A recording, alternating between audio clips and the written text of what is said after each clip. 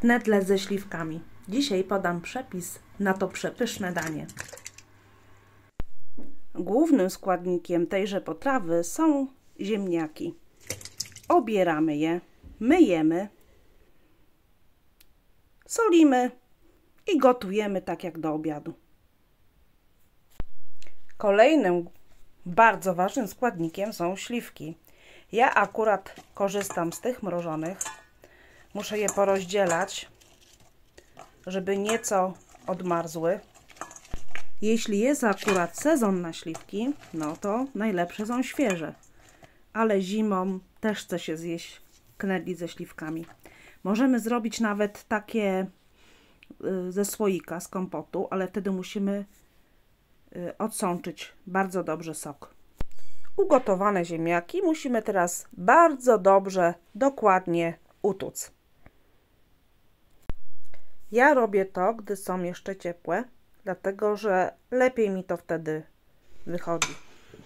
Ziemniaki nie mogą mieć grudek, muszą być bardzo dobrze pogniecione. Gdy już to zrobimy, odstawiamy do ostygnięcia. Wystudzone ziemniaki przekładamy do miski, wyrównujemy je, gładzimy i dzielimy na 4 części.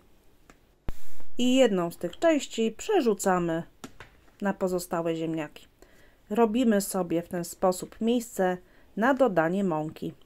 Jest to bardzo dobry sposób, dlatego że nie musimy skupiać się na tym, ile użyliśmy ziemniaków, ile mąki. Po prostu jest zasada, że dzielimy na 4 części i do tej jednej części, do 1/4 wsypujemy mąkę. Ja używam do knedli mąki ziemniaczanej.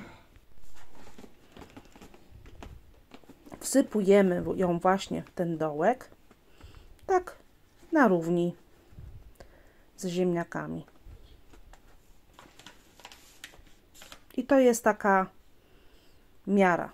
One zawsze wyjdą, jeśli zrobimy tak, bez względu na to, ile użyjemy ziemniaków.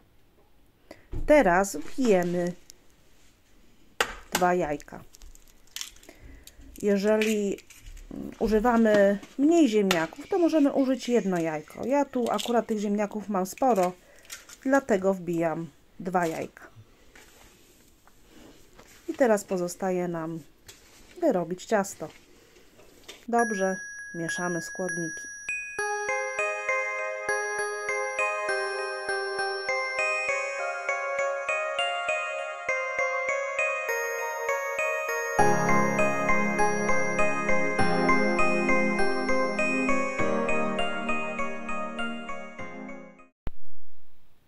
Po wymieszaniu ciasta formujemy kulki. Teraz w kulce robimy dziurkę, tak by można było włożyć śliwkę. Te śliwki nie są jeszcze do końca rozmrożone, ale lubię robić właśnie z takimi śliwkami, dlatego że nie puszczają tak soku.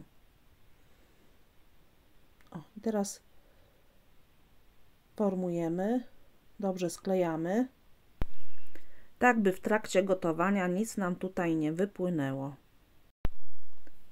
Kulki kładziemy na talerz. Nie ma konieczności wysypywania talerza mąką, dlatego że całe ciasto jest zrobione tylko z dodatkiem mąki ziemniaczanej. Dlatego mamy ten komfort, że nic nam się do talerza nie przyklei. No i tak się bawimy. Formujemy kulę. Gdzieś jak widzimy, że się nie skleja, to pracujemy nad tym. Przygotowane knedle wrzucamy do gotującej się wody. Wodę solimy do smaku.